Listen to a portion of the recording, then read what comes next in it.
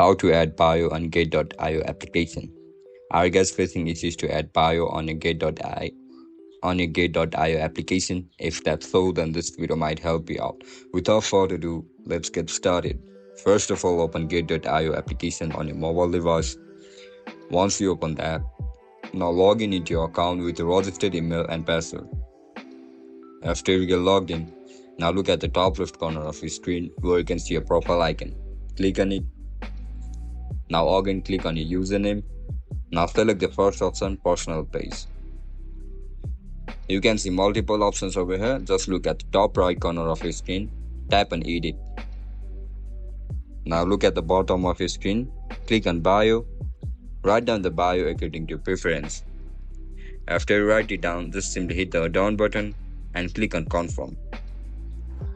That's it guys, that's how we're gonna add bio on Gate.io application. If you guys found this video helpful, don't forget to like, share and subscribe to our channel. And if you guys have any issues regarding Gate.io application, make sure to comment down below so that I can help you out. I'll catch you up in the next one. Bye bye.